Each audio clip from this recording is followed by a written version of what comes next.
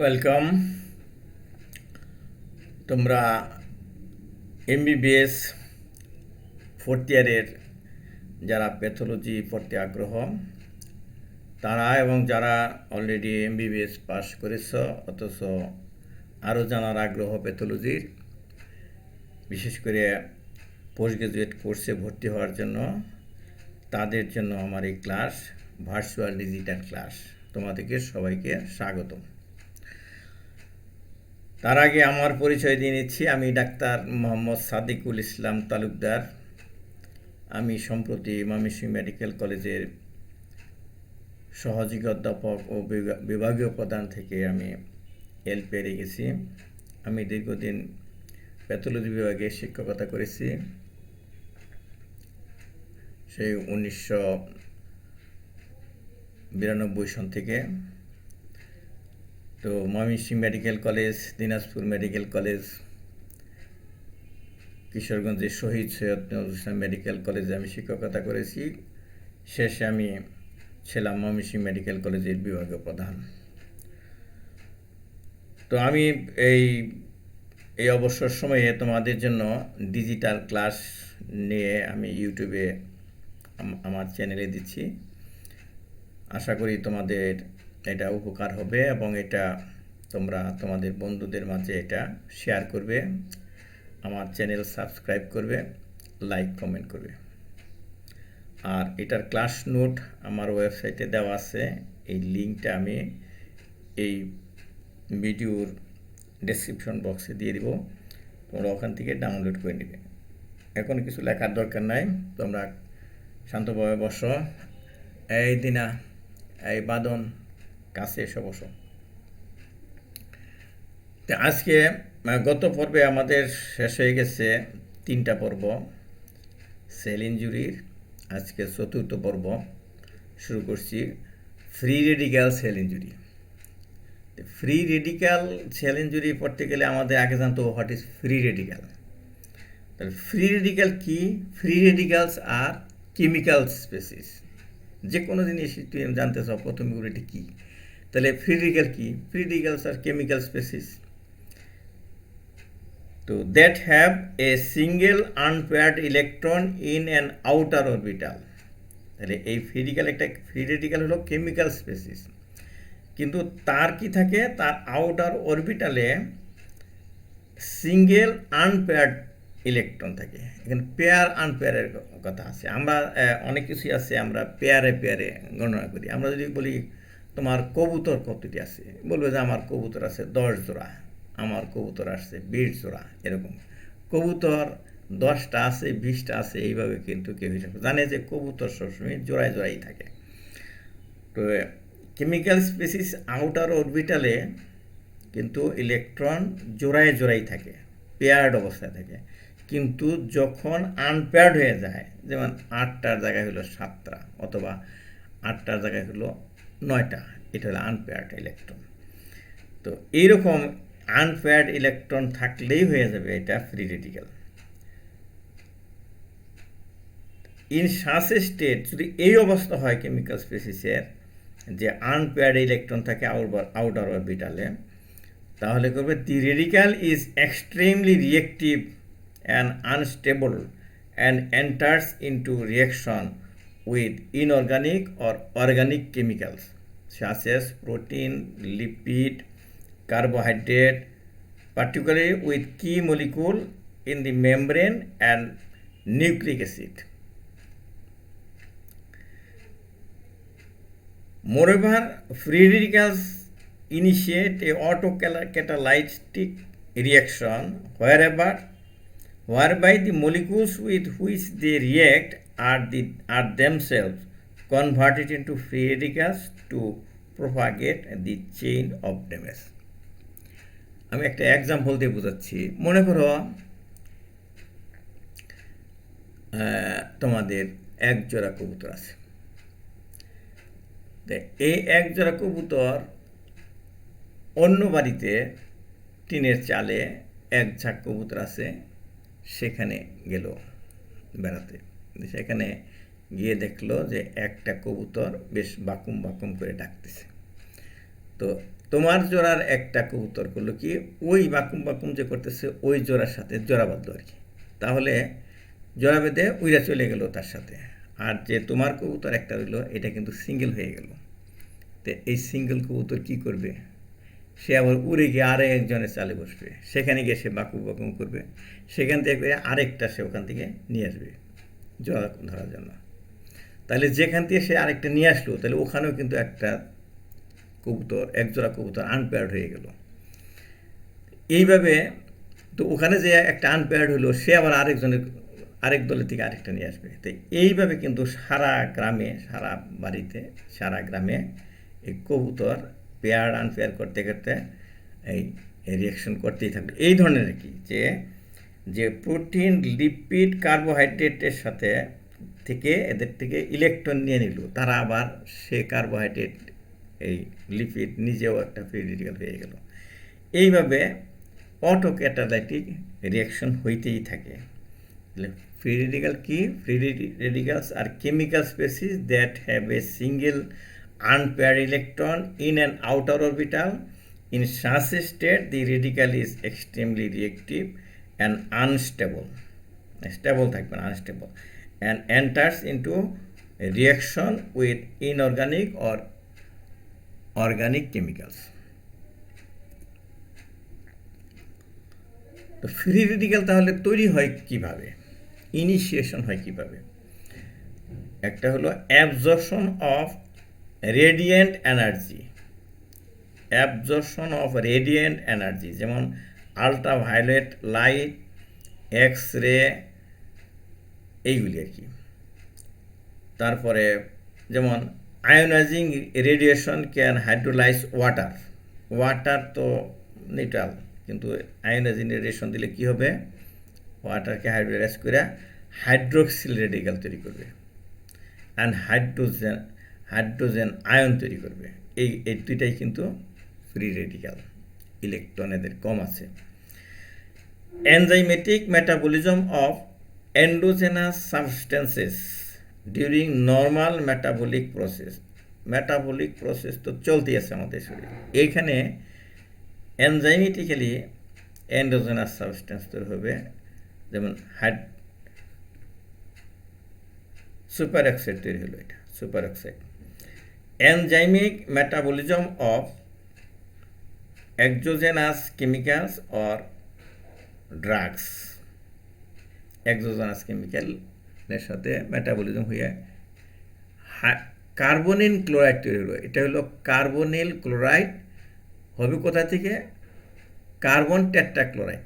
Carbon tetrachloride ছিল neutral, এখান থেকে ইলেকট্রন ডোনেট করে হয়ে গেল কার্বনিল ক্লোরাইড। এই কার্বনিল ক্লোরাইডটা হলো ফ্রি রেডিক্যাল। ট্রানজিশনাল মেটাল যেমন কপার, আয়রন, এগুলিকে বলা হয় ট্রানজিশনাল মেটাল। এরা কী করে, ডোনেট করে অথবা অ্যাকসেপ্ট করে এই ইলেকট্রন। তাহলে ডোনেট করলেও হবে, অ্যাকসেপ্ট করলেও হবে, ফ্রি রেডিক্যাল তৈরি হবে। আর আছে nitric oxide is converted to form reactive peroxynitrite. Nitric oxide আমাদের শরীরে আছে, এটা যখন পারঅক্সিনাইট্রাইড হবে এটা হবে free radical. An unpaired electron can be associated with almost any atom, যে কোনো অ্যাটমের সাথে একটা এই ফ্রি রেডিক্যাল তৈরি হতে পারে, কিন্তু সেইগুলি আমাদের কাছে গুরুত্বপূর্ণ না। আমাদের ডিজিজ হওয়ার জন্য বা সেল ইঞ্জুরি হওয়ার জন্য যেটা হবে সেটা হলো oxygen, carbon and nitrogen centred free radical, যেটা হবে অক্সিজেন, নাইট্রোজেন এবং কার্বন সেন্টার্ড ফ্রি রেডিক্যাল, সেটাই হবে, কারণ এইগুলি আমাদের সেলে আছে। The effect of these reactive species are wide ranging. তাহলে এইরকম যদি ফ্রি রেডিক্যাল হয় তার ইফেক্ট কিন্তু wide ranging, but following reactions are particularly relevant to cell injury.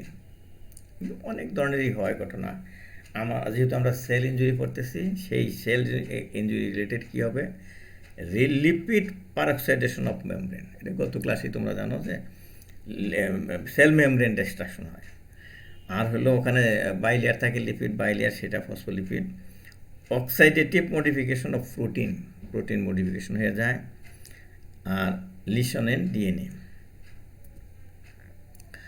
After formation of free radicals they may spontaneously decay. তাহলে free radical তৈরি হলো এটা জানলাম, কীভাবে এটা নষ্ট হবে, ডিকে হবে কীভাবে সেটা। ফর এক্সাম্পল স্পন্টেনিয়াসলি হইতে পারে, সেটা হলো super oxide is unstable. Super oxide হলো একটা ফ্রি রেডিক্যাল, কিন্তু এটা স্টেবল না, বেশিক্ষণ থাকে না। অ্যান্ড ডিকেজ স্পন্টেনিয়াসলি ইন্টু অক্সিজেন, আবার অক্সিজেন হয়ে যায়, অক্সিজেন হলো ভালো।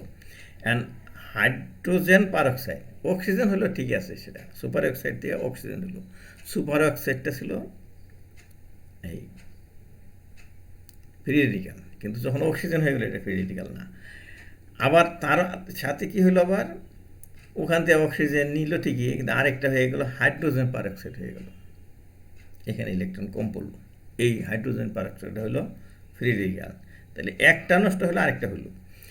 There are enzymatic and non-enzymatic systems that contribute to termination or inactivation of free radicals.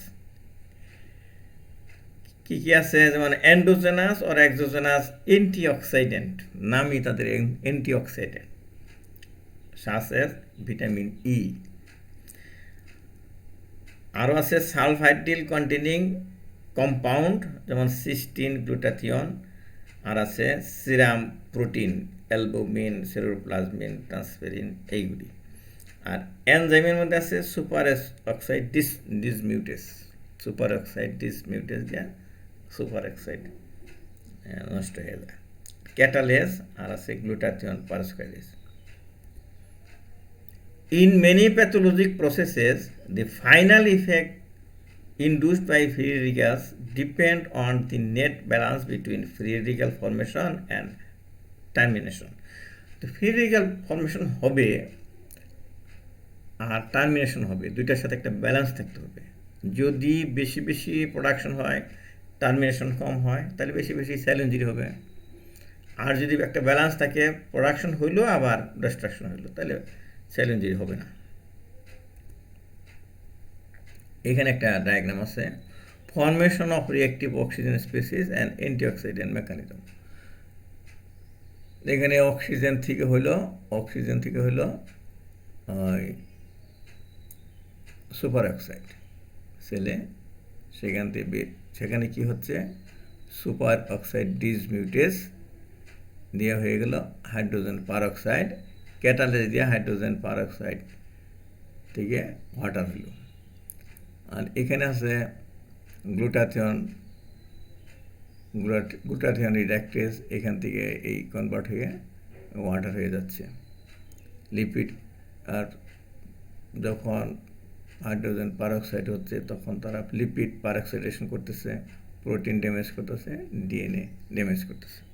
তোমরা এটা পরে দেখে নিও। এরপরে আসতেছে তোমাদের কেমিক্যাল ইনজুরি। কেমিক্যাল দিয়ে কীভাবে ইনজুরি হয়, আমরা সেল ইনজুরি কজ দেখছিলাম, oxygen deprivation, chemical injury, bacteria, virus. Chemical দিয়ে কীভাবে হয়, there are two mechanism in chemical induced cell injury. Some chemical mostly water soluble, chemical কিছু আছে ওয়াটার সলুবল, কিছু আছে লিপিড সলুবল। তাহলে ওয়াটার সলুবলরা কী করে, can act directly by combining with some critical molecules, তারা ডাইরেক্টলি কম্বাইন করে মলিকুলের সাথে, সেলের মলিকুলের সাথে। অর সেল অর্গানিজে, যেমন in mercury chloride poisoning, mercury chloride poisoning আমাদের দেশীয় ভাষায় বলে মার্কারি বা পারদ, কবিরাজরা বলে পারদ, অনেকেই করে, অনেক কবিরাজ আছে তারা বিভিন্ন ডিজিজে পারদ খাওয়াই দেয়, এটা মার্কিউরি ক্লোরাইড। ওই মার্কিউরি ক্লোরাইড যখন কিডনি দিয়ে পাস করে, তখন রেনাল টিউবুলার যে সেলগুলা এগুলো নেক্রোসিস হয়, ড্যামেজ হয়, সেল ইনজুরি হয়, এবং সেগুলি প্রস্রাবের সাথে বেরিয়ে যায়। ওরা মনে করে যে পাথর কেটে কেটে পড়তেছে, ময়লা পড়তেছে, কিন্তু আসলে কিন্তু সেল ইনজুরি করে না, মার্কিউরি ক্লোরাইড, ওরা বলে পারদ। আরও আছে, এটা হলো এই জন্য ওই মার্কিউরি ক্লোরাইড পয়জন। 2 নম্বর হলো মোস্ট আদার কেমিক্যাল, যেমন পার্টিকুলারলি লিপিড সলুবল টক্সিন, যারা যেগুলি are biologically active but must be converted to reactive toxic metabolite, তারা এমনি এমনি হবে না, শরীর ঢোকার পরে এটা কনভার্টেড হয়ে রিয়েক্টিভ মেটাবোলাইজ হবে which then act on target cell. এরপর আরেকটা কেমিক্যাল আছে carbon tetrachloride. Carbon tetrachloride is used widely in dry cleaning industry, যে আমাদের কাপড় চোপড় ধোয়ার জন্য আমরা ড্রাই ওয়াশ করতে দিই, ড্রাই ক্লিন। ড্রাই মানে হলো যে কাপড় চোপড় পানি দিয়ে ওয়াশ করে না, এটা কেমিক্যাল দিয়ে ওয়াশ করে। তো কাপড় যদি তুমি তোমার অ্যাপ্রন যদি তুমি একটা ইয়েতে ভিজাও পেট্রোলে, তাহলে কিন্তু পরিষ্কার হবে পানি ছাড়াই।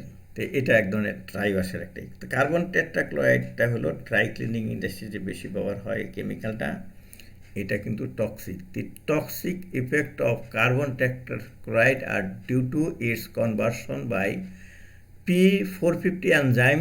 এই P450 এনজাইম কার্বন টেট্রাক্লোরাইডকে কনভার্ট করে to highly reactive toxic free radicals carbonyl chloride. এই কার্বন টেট্রাক্লোরাইড কিন্তু টক্সিক না, কনভার্ট হয়ে কার্বনিল ক্লোরাইড হলো কী দিয়ে হলো, এনজাইম দিয়ে হলো P450। বলছি যে এটা আগে কনভার্ট হইতে হবে, কার্বন টেট্রাক্লোরাইডটা কনভার্ট হইতে হবে, তারপরে এটা হলো লিপিড সলুবল। দিয়ে carbonyl chloride initiate lipid peroxidation. The locally produced free radicals cause auto-oxidation of polyionic fatty acid present within the membrane phospholipid. এরপর আসতেছে morphological types of cell injury. Morphological types of cell injury important আমাদের প্যাথোলজিতে, এবং এখানে আসছে reversible injury, cellular swelling, fatty change. Morphologically দুই ভাগে ভাগ করা হয়েছে, রিভার্সিবল। এই রিভার্সিবল এর মধ্যে আছে রিভার্সিবল যেটা নাকি আবার নর্মালি ফিরে আসতে পারে, সেটা হলো রিভার্সিবল সেল ইঞ্জুরি। এর মধ্যে আছে সেলুলার সুইলিং, ফ্যাটি চেঞ্জ। আর ইরিভার্সিবল সেল ইঞ্জুরিতে আছে নেক্রোসিস এবং অ্যাপোপ্টোসিস। সেলুলার সুইলিং হলো কি জিনিস? It is the first manifestation of almost all form of injury to cells. যত ধরনের ইঞ্জুরি আছে তার প্রথম হয় কি, সেলটা সুইলিং হয়। Macroscopically the organ becomes pallor, increase turgor and increase in weight. যে অর্গানে এই সেলুলার সুইলিং হইতেছে, খালি চোখে দেখা যাবে এটা প্যালোর হয়ে গেছে, বেইল হয়ে গেছে, অথবা ওই ইনক্রিজ টার্গোর, মানে এটা টার্গোর বাংলা আমরা লোকাল বাংলায় বলি ডবডবা হয়ে যাচ্ছে। আর ওয়েট, যেহেতু ওয়াটার থাকে, ওয়েট বাড়ে আর কি। মাইক্রোস্কোপিক ফিচার কি হবে? Microvascular of the organ is compressed. Blood vessel, মাইক্রোভাট ভেসেল যেগুলো, সেটা কম্প্রেসড হয়ে যাবে। যেহেতু সেল মোটাসোটা হয়ে যাচ্ছে, তাহলে ভেসেলগুলো কম্প্রেসড হবে। Small clear vacuoles may appear within the cell. সেলের ভিতরে ছোট ছোট ফাঁকা ফাঁকা ডিমের মতো থাকবে, গোল্লা গোল্লা থাকবে, এটা ভেকুল বলে। Which is called hydropic or vacuolar degeneration. এটাকে আগে বলা হতো ভেকুলার ডিজেনারেশন বা হাইড্রোফিক ডিজেনারেশন। হাইড্রোফিক মানে যেহেতু পানি জমে, তাই পানি থাকে না, কিন্তু প্রসেস করার সময় যখন আমরা হিস্টোপ্যাথোলজিক্যাল স্লাইড প্রসেস করি, তখন কিন্তু পানি থাকবে না, প্রসেস করে ড্রাই হয়ে যায়, কাজে ওই জায়গাটা ফাঁকা দেখা যাবে, সাদা দেখা যাবে। আর হবে fatty change. It is manifested by appearance of small or large lipid vacuoles in the cytoplasm. Cytoplasm যেখানে ফ্যাট থাকে, এই ফ্যাটও কিন্তু সেল প্রসেস করার সময়, টিস্যু প্রসেস করার সময়, স্লাইড যখন বানানো হয়, হেমাটোক্সিনেশন স্ট্যান্ড করার সময়, ওই ফ্যাট কিন্তু জাইলেনে ডিজলভ হয়ে যায়। তাহলে যেখানে গোল্লা গোল্লা ফ্যাট ছিল, ডিম্বাকৃতি, সেখানে গোলগলি থাকবে। Hypoxic and various form of toxic ইঞ্জুরিতে এটা হয়। Fatty change in liver, fat যেহেতু মেটাবলিজম লিভারে বেশি হয়, এই লিভারই বেশি বেশি ফ্যাটি চেঞ্জ হয়, এবং এটা ইন্টারসেলুলার অ্যাকুমুলেশনের চ্যাপ্টারও এটা আছে, যে ফ্যাটি চেঞ্জ। এরপরে আসতেছে নেক্রোসিস, খুবই ইম্পর্টেন্ট চ্যাপ্টার। আমরা আজকে এই নেক্রোসিস নিয়ে আলোচনা করব না, এই পর্যন্ত থাকুক। আগামী ক্লাসে নেক্রোসিসটা আস্তে আস্তে ভালো করে আমাদের আলোচনা করতে হবে নেক্রোসিস। কাজে আজকে নেক্রোসিস ডিসকাস না করে রাখি, আমরা পঞ্চম পর্বে পার্ট 5 সেলুলার অ্যাডাপ্টেশনে আমরা নেক্রোসিস থেকে শুরু করব। শেষ করার আগে আমি আবার বলছি, তোমরা বাসায় গিয়ে বা তোমরা পড়বে Robbins and Cotran's pathologic basis of disease, এই কন্টেন্টটা ওখান থেকে নেওয়া আছে, ভালো করে পড়বে, মিলেই দেখবে। আরও বেশি পড়তে হবে, এইটুকুই শেষ না। আর আমার এই লেকচার তোমরা বন্ধুদের মাঝে শেয়ার করবে, আমার চ্যানেলটা সাবস্ক্রাইব করবে। ধন্যবাদ, আবার দেখা হবে।